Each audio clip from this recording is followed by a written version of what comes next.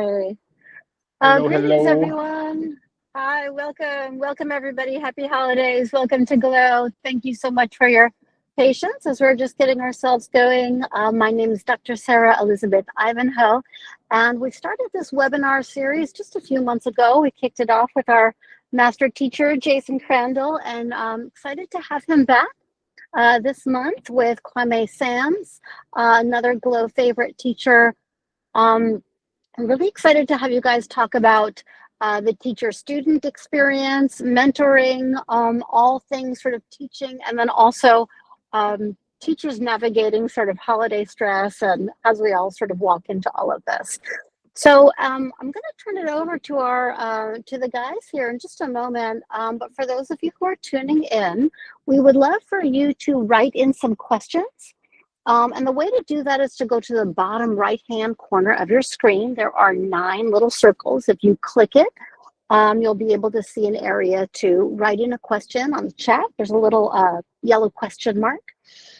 Jason and Quamay are going to take it for about 45 minutes, and then I'll be coming back on, and we'll be moderating the Q&A and reading out some of your questions and just getting into a little bit of a back and forth. So thanks all so much for joining, and I'll kick it off to you guys. Okay, well, thank you, Sarah. Quamay, it's really good to see you. And let me say, before I ask Quamay some questions and kind of talk about him and our relationship, let me take a moment to genuinely and sincerely, on the behalf of everybody, thank you all for being members of Glow. Truly. I am, and I know Quamay is, a teacher. And that's what we want to do. We want to spend the vast majority of our time teaching, creating content, and facilitating people's depth and understanding in yoga. And one of the things that happens in our modern era is, in order to do that, we also end up having to create a lot of social media content. And again, I think speaking for both of us, we'd rather be teaching a class on Glow than being a content creator, right? Truly. Right? Like, I think we're really driven to longer format, deeper engagement over time experiences.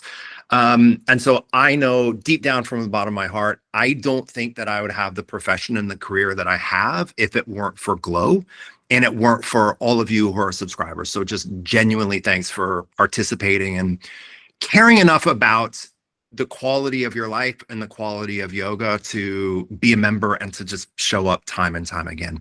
So quick, I'm going to take you back to meeting Quamay. We'll talk a little bit about our relationship, and then we'll pivot and we'll have a conversation with each other about where we're evolving as teachers and kind of where we're interested in moving. I used to teach 300-hour trainings in actual physical rooms where everyone was now in the same room. Now I just do it in front of cameras, which is actually kind of awesome. But I taught these in San Francisco and London and Hong Kong for a little over a decade.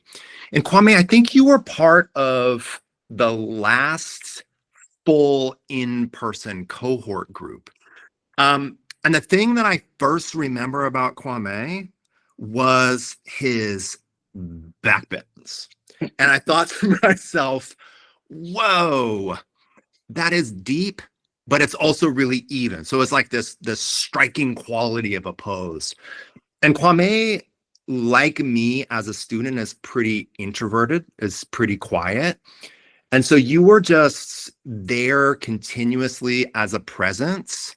And because I understand introversion, I just knew that that was like your neurotype or your personality type, and that you were fully dropped in and engaged. So we didn't actually have a ton of conversations during the training, but you were there and present and grounded and tuned in. And anytime you did have a question or we did have a conversation, there was depth to it, right? Yeah. And then as we got to know each other a little bit, and as we've kind of engaged over the years, and when Glow reached out and asked me, like, who are some of the students that you've trained that you would recommend? I think the reason that I was drawn to you as a teacher for this platform and being like, hey, I think this is work, is that I've never sensed artifice with you. I've never like it's It's always really genuine, it's sincere, and it's never, I don't know that we've ever had a particularly surface level, how's the weather going kind of conversation. No, I don't Like if think. we're going to talk, there's something there to talk about. You know what I mean? And so I've always really appreciated that about you. And I'm super glad that you're on Glow. We have so many good faculty members, but I think that sincerity and humility and genuine interest in sharing who you are is a really unique and necessary quality. And it's good to see you again. It's been a while. You moved to New York. Yeah, back home. And Yeah. It's actually crazy when you mentioned being the last cohort. Like COVID times are like foreign in my brain, but like that was what we had went through. And then I actually finished teacher training with you with your first online cohort for the 300-hour, which was truly amazing. And again, thank you for that, because that was a blessing. I thought my teaching career was over when 2020 happened, but it was a journey. A lot of time in the Bay. Moving back home was a whole thing. I don't live in the city anymore. I live upstate. So if any of y'all are familiar with Fishkill or the Hudson Valley, I'm up north now. So yeah, it's been a wild ride. And I think from being on this coast, not necessarily being on the West Coast anymore, I've had to find a lot of my own personal footing, just coming back home and just kind of regrounding, but also like it was a new chapter. We had the new development of just online teaching, and studios weren't open when I came back home. So it was just like, how am I going to do this whole thing? So it was a blessing to have Glow reach out to me and to give me an opportunity to kind of explore teaching in a way that I haven't before. And even to this day, I still feel like I'm learning things, but it's been a process that I've been grateful for, a process to kind of just be honored to have my name be in a lineup with yours and just a lot of other amazing teachers who are on that platform that I also learn from and share with too. So it's been a process. It's been good. And I don't know, talking about our relationship, again, I think the thing about the introversion piece that really spoke to me was like, I think there was a lot that was said that we didn't have to say, but we just understood. And I think being a student, that was a thing. I had a lot of questions that I wanted to know and have answers to, but also just like seeing how you operated in your profession was just like, okay, I get it. Like, I understand this guy. And because of that, it made me a lot more connected to one, just learn from you, but to continue to be inspired, So Yeah, for sure. I'm grateful for this. It's been years, but I'm grateful. I feel like the last conversations we've had have been really like you said, to the point, straight, in like, how you doing? This is what's going on, and but not surface, but really deep in, Yeah. get it done, So as we're talking, we're going back 5 or 6 years, and we're talking about a training in 4 walls. And there's still plenty of that, and there is still plenty of opportunity for that. But in thinking about the evolving path, one of the obvious ways that we have evolved over time is teaching in different mediums. And when we teach in different mediums, we also teach in different formats. And this is something that I'm always thinking about for teachers and them having to know how to do, is if you're a teacher now, you kind of have to be more so than back in my day, able to teach across platforms in multiple environments and for different durations, right? Because the way people engage with practice is more diverse than it used to be. It used to be you just had to go to a place and you would do yoga for X amount of time. Now, there was something wonderful about that, for sure. But I'm curious to know for you, because you've been with Glow for how long now? A couple of years? Gonna be 6 years coming up. Okay, so more 5 than to a 6 years. couple of years. My sense of time is worrisome. Listen. Okay. Yeah. So I'm curious to know, in terms of your challenges and skill development as a teacher, like, what was it like to go from mostly teaching 60 to 90-minute in-person classes to now teaching shorter form content of different style, of different duration? And also, Kwame, what's it like? What has the evolution been like teaching to a camera instead of teaching to a physical group of students? Oof. All right, that's a bunch of questions. I'm gonna tackle them one by one. But I think, and I just want to say this off the back, it's like I had to remind myself that this is a process, and I had to train, to be on camera. And similarly, if you are a yoga teacher and you haven't taught in a classroom for a long time, like you have to kind of get your reps in, right? You have to teach a bunch of classes, get good at it from just personal experience and just consistency. And I think when I initially started, I was like, oh, this is going to be fine. I'm just going to pop on the camera and it's going to happen. And the nervousness that you might get from standing in a room full of people, you can still get that even if it's just you and a camera. So I think I get more nervous sometimes when there's a camera. I think so too, as opposed to a group of people, because there's not as much of a feedback loop, right? So, you know what I mean? It doesn't have the same dynamic interaction. So I feel like I need to fill a little bit more of the space. It feels more like a monologue than it feels like a dynamic dialogue. Yeah. And I think again, I'm a lot more comfortable in rooms full of people because you have that feedback. But I think another element of it that makes it a little more uneasy is that this is documented. It's like, if you have that like face, it's on there for however many viewers, and somebody can replay that and snapshot all the, so I think being human is understanding that, your perception is, something that you worry about, and you have to kind of let that go a little bit when you're on camera. And I think as of late, I've gotten really comfortable with like, just letting things go. Like, I'm human, I'm not perfect. And if I try to make myself perfect on camera, it's probably going to be a lot more uncomfortable if you see me trying to do that rather than just me being who I am and having the imperfections and flaws that I just naturally have. So I've gotten a lot comfortable with just like putting the camera on and going, and however it shows up, it's me. And I'm not trying to filter that to make it be something else, Yeah. And I think with the question as far as like going from 90-minute, 75-minute, I teach a lot of 75-minute classes in person.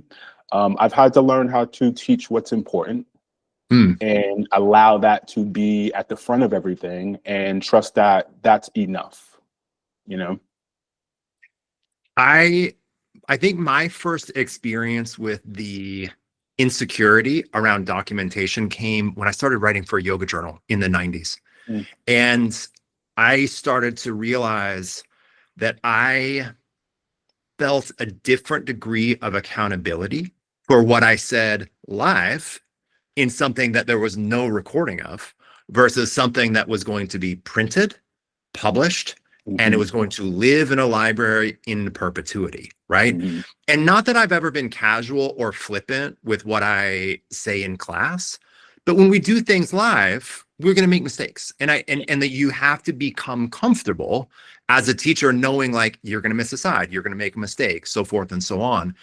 But when something is documented, whether it's in video or whether it's in writing, we feel like, oh, wait a second, this now lives beyond the moments. Right. And I don't want it to continue to be there if it was like erroneous or not quite up. And the reality is, especially with recording content, as opposed to writing, you just have to let it go. Like you're saying, you just have to let it go, because sometimes the mistakes that we make when we're teaching, we don't notice, right? Like I might notice I said something weird or crazy or made no sense, or like I said, do the right leg 7 different times in a row.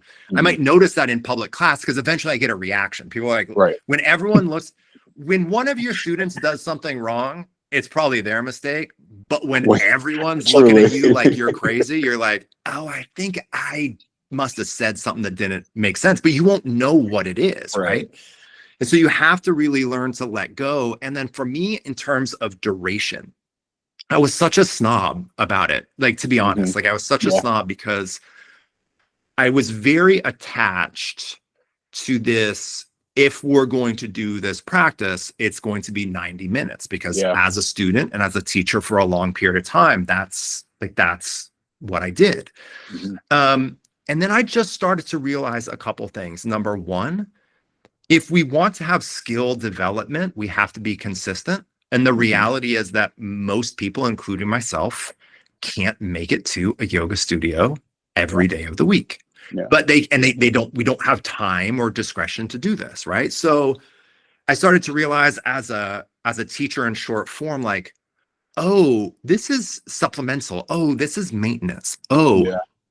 consistency over time is more important than longer periods at a time, right? And then I think the next big thing where I started to grow, especially into time differences, is I started to realize something really difficult, which was I needed to be a better editor of myself, right? I didn't have the artistic luxury to wax on for 90 minutes every time. Really? Sometimes I had to get to the bleeping point in 10 minutes. And that's it. That's all we have. And so that became, for me as a teacher, an intellectual exercise of growth, like the editorial process and cutting in and figuring out like what is actually at the core of what I want to teach. And I feel like that process of being in the editorial grind has made me a much clearer, better teacher. Yeah. And I think you realize you don't have to say it all, you know, like finding the key points and the stuff that you want to emphasize that works with just a few key points, 1, 2, 3, however many you want to, you know, set up for yourself. And I've also gotten a lot comfortable with silence, which is interesting, but like, just because I am on camera and I feel like the only thing that they're hearing is me, that they have to hear me the entire time. It's like, no, I can in a room, I would give people space. And yes, I would have feedback of the room to see like how that space is landing. But even if I'm imagining you doing this at home, you still need space. So let me say what I need to say, but also I can pause and allow you to have some space to kind of reflect, because that is the yoga practice, you know? And I think even if we think a little bit philosophically, like in the text, in the Gita, there's like, even a little bit of this practice, there's no adverse effects, right? So there's this understanding that if you do this for 5 minutes, 10 minutes, 20, 30, like that's good, because you will receive the benefits of the practice. So I can hang my hat on that and feel that, hey, it's there. I've given what I can give. And if that's what you needed, then that's enough. Yeah. Quamay, practice. This 2 in 1. In terms of your practice and in terms of your classes slash teaching, what are some of the things in the last year or two for you on like a little bit more of a macro level where you've been shifting? And I will start with this, which is, for sure, I have really focused less on postural development, and I've focused much more on underlying functional qualities of embodiment. So instead of really focusing on handstand, for me, it's a little bit more focusing on how shoulders move, stabilize, and carry weight. Handstand just has to be, is just an example of that. But like, for me, and don't get me wrong, I still want to be able to like do things and look decent doing them. Okay. I still have my attachments and my vanities, right? But my orientation is less pose, and it's much more quality of function. Right. And I think another big shift for me, and this is kind of going back, but I just don't really do much passive held stretch. Not that there's anything wrong with it in a recorded conversation, but there's nothing wrong with it so long as it's rounded out by other things, for sure. In context, it's appropriate.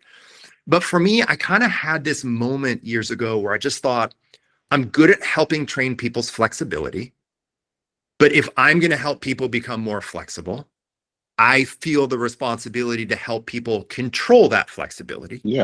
And be strong in that flexibility. So my orientation has gone more towards like functionality, and my orientation has gone more towards active range and strength within range, rather than I'm going to bust out this pretty pose and hope someone takes a photo. I think that's one of the things that I I've learned from you the most, and something that I like hold dearly in my teaching, is the importance of strength and the importance of end range strength and the balance of that with passive flexibility. Yeah. And I think before I met you, I just was naturally a stretcher. Like I just would sit in poses or sit into deep range of motion because it just felt good. That was just my natural inclination. I think, and I just side note, but like one of my students said to me the other day, like, I come to your class because I want to feel strong, and I go to other people's class when I want to like work on flexibility. And I was like, am I not Perfect. teaching flexibility enough? But it was just like, it's what I lean towards, you know? And I say that to say, in my own personal practice, I have this obsession with like strength training programming and finding ways that yoga can be like hypertrophic. Mhm. Because the conversation of like, yoga is not going to meet all your strength needs. Like I understand that. But at the same time, the way my like ADHD brain works is like I need to streamline things, because if I have too many things going on, then I would obsess about one thing, feel like I'm not doing good in another thing, and I'm not doing good. It just gets very chaotic for me. So I approach my practice in a way where like if I was to go to a gym and we did sets and reps, like how would that look like on my yoga mat? Yeah. So Yeah. I need to build a little more strength in my low back so I can do back bends, right? So because of that, what are the poses that I can do in my yoga practice to strengthen my back, but not just a one-off? Like, can I do them 3 times for 30-second holds or 45-second holds in isometric strength training? That's a practice, So like, if I approach my yoga practice like that, is that something that would be efficient for me? And for me, it actually has been working, like not just doing a half moon once, but like, hey, if I do half moon 3 times, hold it for a certain amount of time, and I actually work on, extension of the back, like things like that, that's going to really promote my my posterior core to work, then that's something that I'm going to focus on for the month or the week. And in tandem with that, like I'm very big on mindfulness, but I general question that I ask myself when I practice all the time is like, am I feeling the things that I need to be feeling in my body where I'm supposed to be feeling it? So instead of me just like doing a pose and just like feeling my arm stretching, but like, all right, in this pose, I should feel my shoulder blades open, protraction, So if I'm doing this pose, do I actually feel that, or am I just kind of phoning it in? So those 2 things have kind of been like steering my boat lately, just like hypertrophic training and being very mindful. Yeah. I want to jump in, guys, because we have a question from Welcome, somebody Sarah. from the audience. Hi, thanks for your patience with my connectivity. So we have from the audience somebody really wanting to talk about the teacher training process and mentoring other teachers. I think not only do we have a lot of teachers on this call, but we also have a lot of teacher trainers on this call. Just like not just training teachers, but training teachers to teacher training, et cetera. And just a little bit of advice for not just sort of the delivery of that content, but that ongoing mentoring process that you are talking about. Sarah, from what side of the equation? So from the side of the equation of I'm the teacher teaching the training and providing the mentoring, or the side of I'm going through this training, what can I expect? What can I support? From the teacher. The teacher wants to know sort of advice in mentoring other teachers. Okay. I think I'll give a couple of thoughts and then Quamay can jump in. Yeah. So in terms of mentoring teachers, I think the first thing that you have to do is to help people that you're training understand that the nature of this job is complex, it's demanding, and that it isn't necessarily overwhelming, but this is a job that over time is going to require steadfastness and consistency. I think another thing along these lines is I was saying earlier that to be a teacher in a modern era, you don't necessarily have to teach multiple styles. but you have to be able to teach in multiple environments. You have to make a living at this point. I'll put it another way, there are a lot more people practicing yoga on the internet than there are in any one yoga studio, let alone all the yoga studios combined. Whether we want that to be the case, that is 100% the case.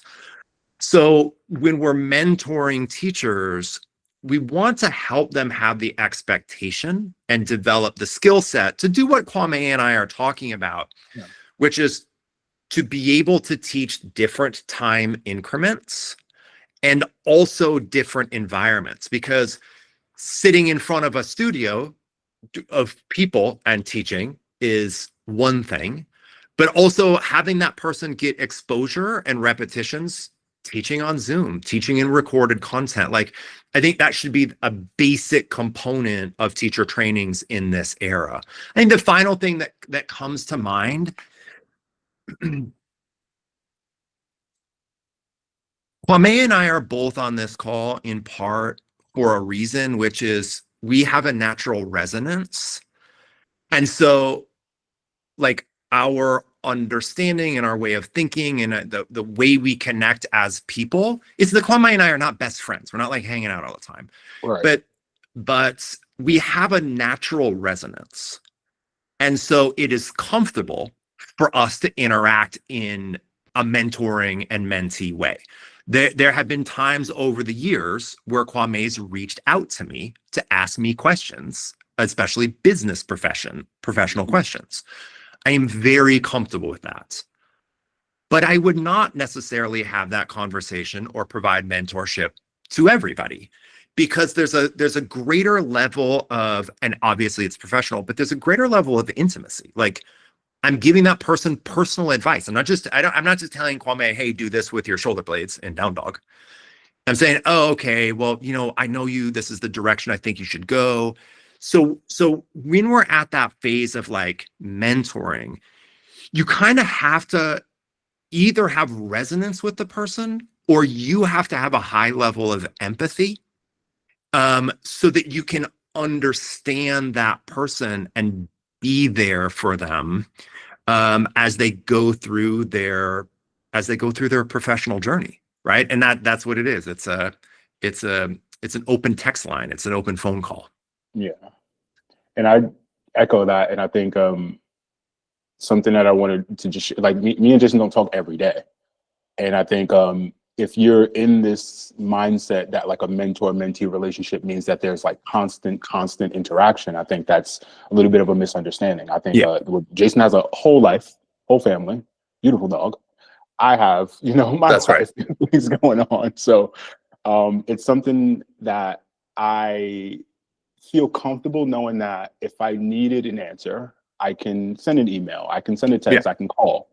But I also understand that my job is to walk the walk too. Like, I have to move, like I have to practice, I have to teach. It's my journey, And I think one of my students said this to me, and I just share a lot because I learn from my students. But one of the things that stuck with me is he said that sometimes you plant a lot of seeds, but you don't exactly get to see the tree grow.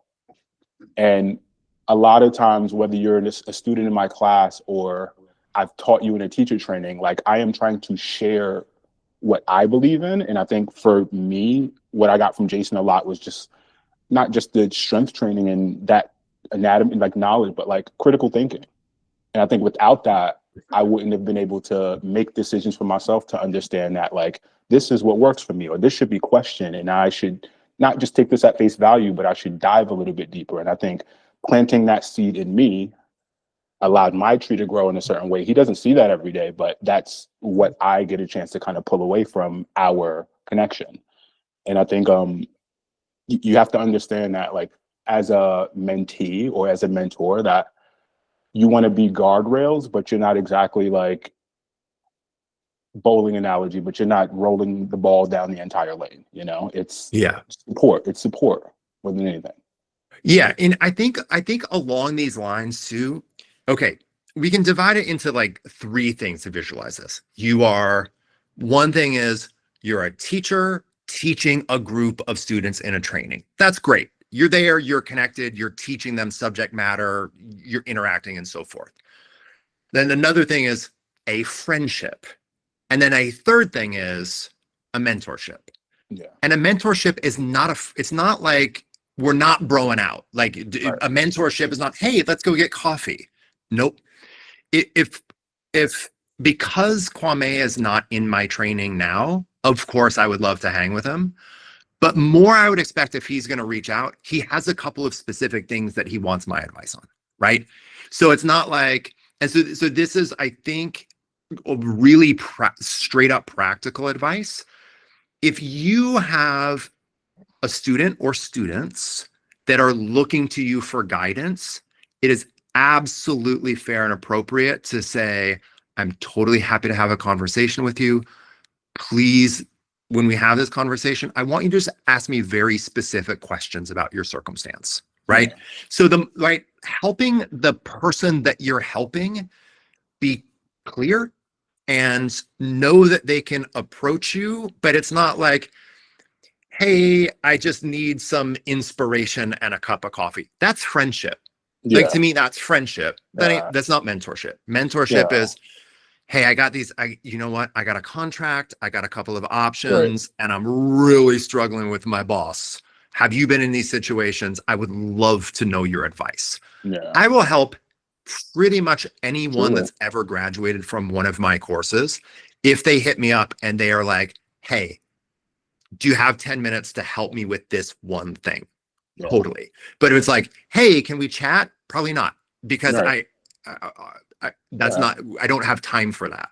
And I think even that is in the context of yoga. It's like, if we've done a training or if you've taken a class or we've worked for a long extended period of time, like, I am teaching you yoga, and the differentiation of like friendship versus, mentorship is like, I feel sometimes people feel pressured that like, if we've spent a long time in this teacher training environment, or we've spent a lot of time together, that I am obligated to take the coffee date or like hang out with you outside. It's like, that's not necessarily a thing. And for a lot of teachers, I think it can be quite unsafe, like you do not know a lot of what people's intentions are. Everybody's still human at the end of the day. So I think it's very important that Jason highlighted that it's yoga. Like, I would gladly talk to you about yoga all this. That's what I love to do. It's what I talk yoga all the time. But if it turns into, I appreciate your vibe, and it's like, okay, now we can kind of, it's something separate. And I think it's for the safety of yourself as a teacher, but also for the professionalism of being a mentor. It's yoga. We're teaching yoga. We're still teaching yoga. Absolutely. Jason, you brought up a really one really specific part of this that I've been wanting to ask both of you, that I've had on my mind for some time, which is that back in the day, the training was to learn about yoga and to learn how to teach yoga. And if you just showed up and you were awesome, that was basically all you had to do. So one of the things you mentioned was about business questions, about now all of a sudden, not only do you have to know yoga and know how to teach yoga, which are totally different things, you also need to know how to be an entrepreneur and how to be a performer on video. Like, all of these other things that somehow now come with the job of teaching yoga. Wondering if you could both speak to that a little bit. Do you want Quamay and I both to go cry in the corner? Truly. I think what you're getting at is first of all, let's make something really clear. Back in the day, no one made anything. There was no, like, you didn't have to do social media or any of these things. And guess what? You were, if you were lucky, going to teach at the YMCA once per week for $12, right? There just wasn't, there just really weren't career opportunities. Now there are career opportunities, but they're more entrepreneurial and they come with pretty heavy costs. Because unfortunately, we're living in the attention economy now. Yeah. And so for a yoga teacher to all of our job at some point on a business level is commission. Like, one way or another, it's commission. Like, ultimately, it's commission.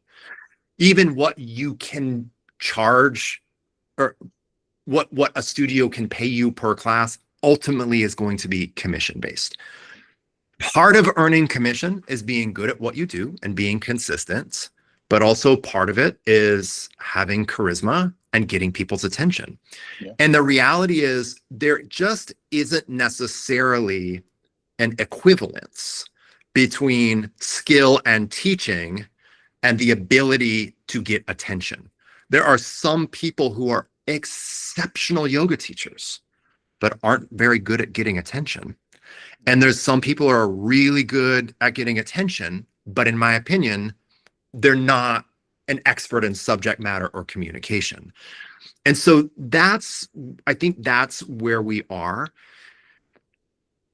I believe that this is just the reality of our job. And I don't think that you have to be a brilliant or hungry entrepreneur. And if you are a brilliant and hungry entrepreneur, go do something else other than teach yoga. You know what I mean? Like, or you know what I mean? Like if you're like, make me that money and you can do it, figure something else out. This is still like a weird margin business. But I think again, to be as succinct as I can, the biggest challenge is you have to get people's attention. Yeah. I think the way to best circumvent this or do something else instead is get really good at retention. So instead of thinking about how can I get everyone's attention and be in social media and have 1,000 newsletter and do all these things, because that stuff just washes out. Like it's just so hard to maintain. Right. Think about this. Everyone that comes into my class, I'm going to connect to them. I'm going to be sincere. I'm going to introduce myself. I'm going to be a really good host, right? It's not like you need to, I don't want to curse, but like, you don't have to be over the top, but be a good host. Get to know your students. And then also teach. Quamay used the word programming earlier. Everybody, it's just, yoga is taught now. It's kind of like reading the pages of a book in no particular order. Classes are so random that we shouldn't be surprised that our students randomly come. It's because the offering is random. We focus on this today, and then we focus on that today, and everything is always so chopped up and different. So if we can have a little bit more programming, hey, everybody, we're going to have a really good class this week, do a little bit of everything. But for about the next month, I really want to help us build a little bit more strength and flexibility in the front of our shoulders. So we're going to be doing everything, but these are going to be what we're going to come back to. So over the next month, you're really going to have a little bit more skill developments. Class is over. Thanks for coming to class, everybody. We focus a lot more on strength and range in the front of the shoulders. We're going to keep doing that for the next month so you can actually feel yourself getting stronger. When we start to think in a more programmed way, and students, we start to put together for students like, oh, this isn't just a one-off, let me feel good class. Yeah. It's a one-off, let me feel good class and learn something that I'm going to continue to grow and build upon. That is where we have a more retention-based experience. And then final part on this, almost all of the people that do my trainings have listened to my podcast or practiced with me on Glow and then did a shorter form thing and then did a longer form thing. This is the same thing. It's understanding you don't need to get everyone's attention. Yeah. But the people's attention you do get, you have to actually engage them in a way where you help them learn and grow and provide that experience for them. Yeah. I think that was the thing that I was going to echo the most. Like, I've learned, and I teach a lot similarly, again, to Jason in the sense that in my public classes in person, I have a set, maybe 5 or 6 sequences that I teach yearly. Yeah. We go over them twice, and my students expect that. So that's just one thing I'll say is consistency. Like, I didn't believe it a lot before I took Jason's training, but I was like, I have to come to class every day and make a brand new sequence and make it exciting and make it appealing so that people will want to come back and practice with me. And after years of, I have a student who's practiced with me for 8 years, and she's still happily coming to class. Like, what are we working on this month? And it's like, it's just a part of the culture. And I have no shortage of students, wait list, like things, there's no shortage there. And I think what's important is to be completely transparent, social media is like the bane of my life. Like I have to put my face, I post like a year every The last time once. you posted, because I was looking for whether you posted for something like this, because I had totally forgotten to, and you did. But then prior to that, I was like, 2024. Yes, which I'm getting better. No, man, that's good. But you're here, like, anyways. Right. So like I understand you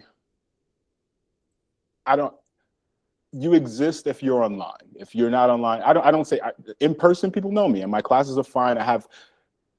I say all that to say my community is something that I've relied on and I've built from me being who I am to these people in person. It's my personality. I'm a people person, but as much as I, don't enjoy being online, I can focus on a core group of people and trust that they will be there. I'm consistent and they're consistent.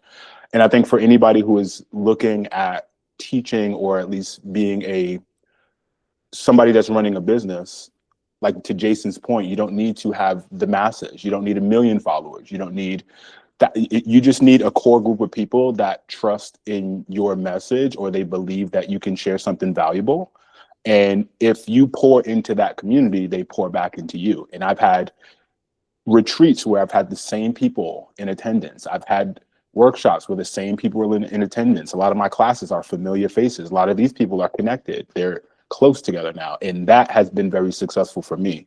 So I have let go of the feeling that I need to appeal to everybody online, because that's not the case. It's not true.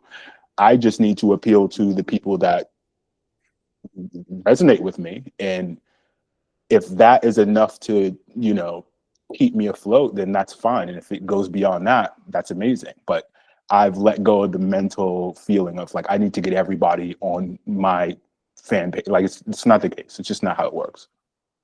I'm really glad you brought this up because I've been waiting this whole time to say this to you, Quamay, that I was so sort of shocked and taken aback when I first plugged in your class to play it and do a class along with you. Because I kind of was like, all right, here we go. I'm taking a class. I wrote my mat, like everyone does the same sort of thing when they're ready to do a class online. And, I've got all of my things, whatever. And I'm ready to just sort of hear blah, blah, blah, and just move whatever. And you started talking and I was like, oh, wait a minute. You mean I have to actually listen to what he's saying here? Like, you're really saying something. And I had to actually pay attention to follow it. And then, whoa, I really learned something that I actually didn't know before. And what I loved so much about your classes is that you do this without apology. So many teachers these days are, I want to make it accessible or want to make it, so that everybody loves me. And sometimes it's almost like there's a fear of really leaning in, your classes are I have to, and I'm an intellectually driven person. I have to really stop and pay attention and learn something. And I just wanted to, just from my heart, tell you how much I really admire not only your ability to do that, but your authenticity and your courage to continue to make the classes that are really yours. And that's part of why we called you here to do this about teachers, because there are many teachers who've been teaching for 20 years, 30 years. That doesn't make them teachers. And I really think that that's one of our values for you. I have a few other questions that I want to make sure to get to because Can I say one tiny thing? And I think it just kind of closes that. But I thank you so much for sharing that. And I think just to finish off that question of just being a business, learning the business element of it is, you're going to resonate with the people that you resonate with. And there's a lot of people that you will not resonate with. And that's perfectly fine for me. I don't need to be liked by everybody. But I think when you connect to the people who think the way that you think, it makes the relationship a little more fruitful because you don't have to change. Yeah. And I think you speak volumes to those people. And I'm not the only teacher on Glow. So I would be happy to connect other people with the people that they connect with and that they feel, supported by. But I am happy to know that the few people that are actually comfortable, we are actually similar enough to connect that way. That's all I'll say on that. Thank you. Yeah. There's a few questions I want to get to. We've got about 10 minutes left. What I want to do is let you know a little bit of what's coming, so that you guys can think about it. I've got a question about that I'd love to hear from both of you, just about when we're not online and when you're in person, the idea of giving adjustments.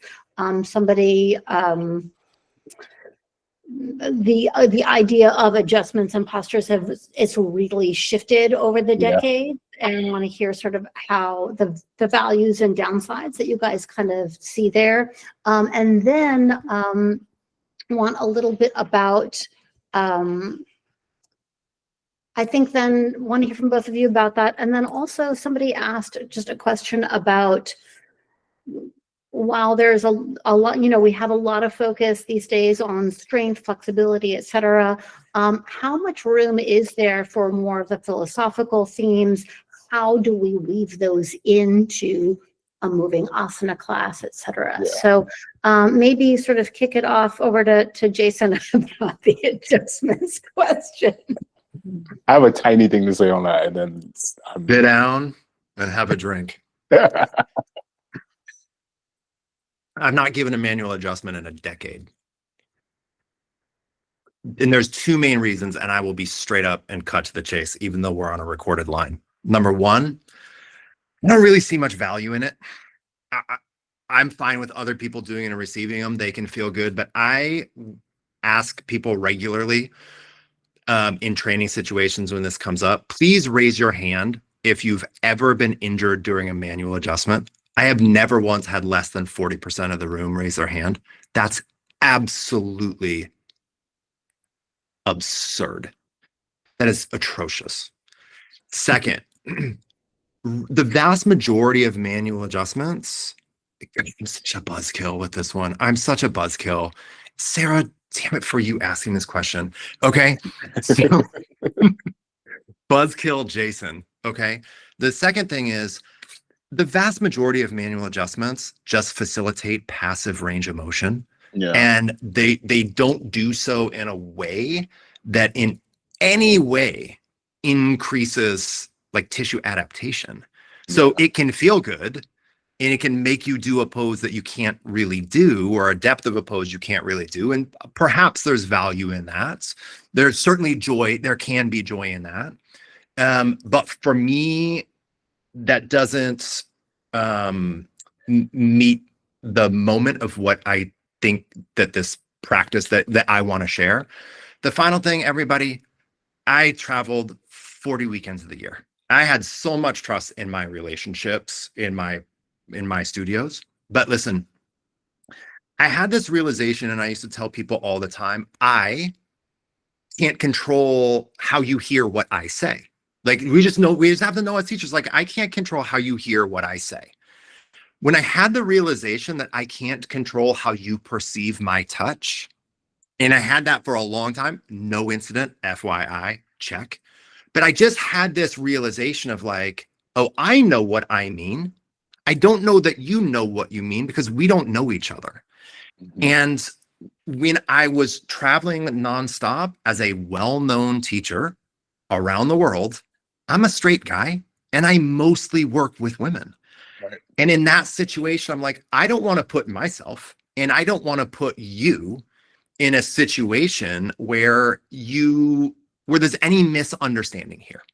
So for me, it's about clarity of understanding, and it's about, I just don't really value increasing passive leverage in the short term, even if it can feel good. All of that being said, if you know your students really well and there's a great relationship and you give adjustments that actually make people work more by giving them resistance instead of work less by doing the pose for them, then it makes sense to me. Otherwise, I'd rather describe it. Right. That's the camp that I'm in. And I'm, again, male yoga teacher. It's like can of worms I don't even want to touch. Like, I'm just like, you come to my class, I will talk you through every detail that you need to be talked through, but I will not put my hands to you. In the rare settings where I have adjusted someone has been in teacher trainings where like, you know, we've had a more ongoing and just like a deeper just relationship to understand that this is what we're here to do, you know? Yeah. And even in those settings, I'm in the camp of Jason as far as like, I don't want to promote passive lengthening. I don't think just going deeper is better. It's different. It's not better. And I think if I can guide you, and a lot of the adjustments I give are kind of like awareness, kind of like guiding, like coming to if I can get the muscles to work on their own, that's my goal. Yeah. But I don't want to make the muscle work for you. And I don't want you to find something deeper without you finding that like ability to do so on your own. So that's where I'll say it's my own little 2 cents, but I would rarely give an adjustment, but I would want to promote that if you are adjusting, then you're helping students find the action on their own. You're not doing the action for them. I think it's the best thing we can do as a teacher. Funny, when I did multiple teacher trainings when I was learning to be a teacher, and one of my primary teachers, who you both may know, Mati Ezrati, who was the founder of Yoga Works, and I remember when I did my first practice teaching in front of her, and she just ripped me to shreds, saying, she's like, I want your hands all over these people. You should be able to talk them through. There was a generation. Yeah. Exactly. And I think in many ways, the spirit of it is right. The spirit of it is to be in service of your students. The spirit is, can you be giving individual help while simultaneously leading the group in a flow of a class while communicating, like, you know, doing both at once. Super quick. I can get people into poses they have no business getting into, and it is really fun. Truly. Exactly. But this is too much. There's too much potential cost. Yeah. But I tell you what, there's some joy there. Yeah. I've had students get mad at me for not adjusting. Like, yes. You're like, exactly. Sorry, I'm not going to get you a glass of water either. I'm sure that would be nice. Right. There was also like a period where all of the students were expecting like full body massages during Shavasana. No. The spray and the ear, I can't do it. I'm fine. Many different eras. There have been a few people who've raised hands. For those of you who have raised hands, please do go ahead and chime into, if you go to the bottom right-hand corner of your screen, there are 9 little dots. And if you click that, there's a place for you to chime in on some written questions, and then I'll pop them over to the gang. One of the people joining us here today was just asking a little bit about philosophical themes. Both of you two are really yoga teachers. You're not teaching strength and flexibility. You're not whatever. You're teaching the mind-body experience, however you'd want to describe it. And so a little bit of how you're able to sort of do both things at once, to be able to execute the mechanics of this and yet to also make it a meaningful experience rather than just going through the motions. I'm going to do something really annoying, which is I'm going to tell you I like to bypass this by teaching them in separate environments. So I don't know how many people know this, but long before I was an anatomy and technique nerd, I was a philosophy nerd. I have a philosophy degree. So I love teaching yoga philosophy, but not while you're in down dog, because there's so much there, right? So no, we can absolutely like yoga's, this is ridiculous to frame it like this, but like yoga's kind of like competitive value is not its strength. It's not its flexibility. It's its nervous system regulation. Like that's really what we're good at, is nervous system relaxation, reflection, and then also consciousness. Like that's kind of more of the yoga game. So we can absolutely do theming, right? We can teach a class based on Patanjali and so forth. But I live with the reality that even in a 60-minute class, I can't really teach you any Patanjali or any. I can say a couple things, like I can give a notion, but I can't teach much. And so I actually, in speaking of yoga philosophy and Patanjali, I like them separate. Asana is a practice. and study of text is a practice. And those are separate practices. And in a conventional setting, they're not done at once. So for me as a teacher, I would much rather, in what I do is primarily teach postural technique when I'm teaching poses. And then in trainings, in workshops, in series, in podcasts, other situations, in that sitting have a little bit more of a standalone. I don't necessarily mean standalone lecture, but like more of a Dharma talk and so forth. So yeah, you can put it in. I think it's so integral and so important, but I think any depth beyond just some, sprinkle in some basics, I think they're best served in proximate environments. Even for me, look, I'm still finding my ways into offering them in different spaces. And I agree with Jason. I think one of the best pieces of advice that I can share or give is that you have to live it. I think that's it. Like for me, again, I listen to the Bhagavad Gita audio, I read the book, I love the sutras, like I read this stuff and I apply them to my life personally. And I'm gonna be completely frank, when I'm teaching a class, I don't have a agenda where I'm like, I am going to share this philosophy. It happens, like it just comes out.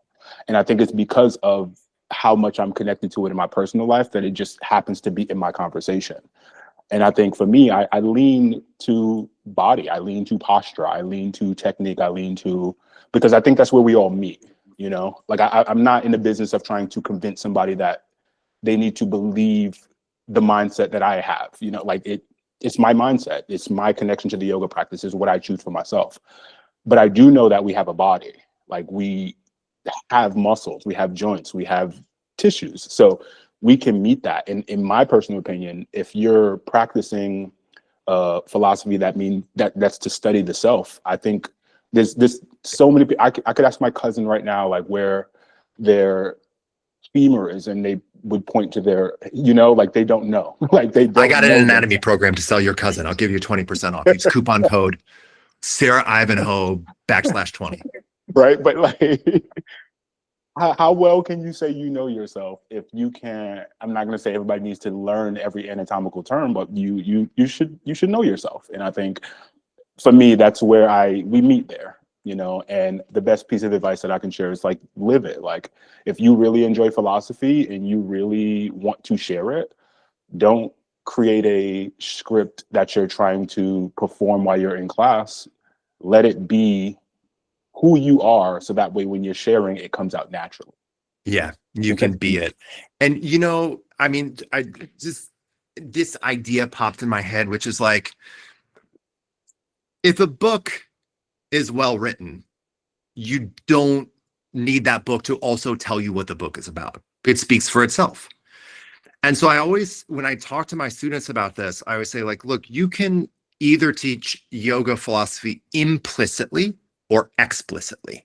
And both work, and it comes down to your choices. But if you teach yoga philosophy implicitly, it's going to be exactly what Quamay is talking about. It's going to carry through how you engage. It's going to carry through in your commitment to the practice and the craft and the communication. It's going to carry through the technique of how you're doing what you're doing and the care and the empathy that is present for you. Or you can teach it explicitly. And that's a little bit more, hey, everybody, there's this thing called the Yoga Sutra, and a component of the Yoga Sutra is nonviolence. And this is really important. And so we're going to do some hard poses today. And I just want you to notice if at any point you have negative self-talk that comes up. That's kind of a form of, that's just coming top of mind. But these are two different examples where in both of these environments, the essence of the thing is the essence of yoga philosophy is being presented. If it's implicit, it's a little bit more subtle. It's a little bit more baked in. You haven't told me the recipe, but I've eaten the food. If it's explicit, maybe I've also eaten the food, but you've also told me the recipe. I would prefer a more implicit experience in class and then more explicit as a study group or a training or a separate course where we can kind of like go into nuance without, having to figure out what our legs are supposed to do right now. I'm afraid you both just signed yourself up for a course. You just walked yourself into that one. I think just to be clear, it's probably just our preference, but I think I think there's many teachers who speak to philosophy like very well. Like they can wax deep and they're amazing at it. I think for us, and I think that's also just a teaching lesson. It's what we default to, but it's our choice. And I think for people who feel like I need to step into a yoga class and I need to have this thing, that's not necessarily the case, because you can go in without any of that and still be perfectly fine. But I think the pressure of feeling like I should share this because it's a part of being a teacher, it's like, because the way that we've gone about it, we're fine, and it's just our preference. So just understanding that there's a path that you can take, and you don't have to do the thing that you do not feel the most comfortable with. But if you wanted to do that thing, that's perfectly fine as well. But it's not obligation, No. We are at time. I wanted to go a few We're minutes just getting over started. I know. Guys, this was really a treat. We definitely have to something like this again. Hey, Kwame's New York accent is getting stronger now that he's in New York again. It's it's crazy. It kind of softened up when you were in the Bay. I heard, and people were like, "Are you? Where are you from?" I tell them I'm from New York, and they'd be like, "No," and I'd be like, "Well, really? Like, I can't fake it." If we watch Kwame's classes from 5 years ago, the accent will be a little bit different than Kwame's classes today. Now I got to do some research. I got to see this for myself now. No, you don't. Don't go back. Only go forward. For those of you, most of you who are watching tonight are teachers. In the last 6 months or so, we've really been listening to all of the requests and feedback from all of you teachers and creating a lot more teacher-based content on Glow with both Quamay and Jason. We've got a lot more planned coming up. Some of you, there were many things written of gratitude and praise. So there's a lot of that in here that we didn't get to. Maybe we have another session where you just read them all. Just read how much everybody loves you. I love you. We have, just really quickly before we lose you guys, we're going to, in January, we've got Elena Brower up next for our webinar. Just want to say thank you both so much for joining. I know it's difficult in the middle of the holidays, so thank you so much for making the time, and for sure, really just had a blast tonight. Good to see you again, Quamay. Good to see you again, Sue, Sarah, and everybody. Thank you, everyone. You all. Thank you. All right. I'm hitting the end button on my end. Bye, everybody. Bye.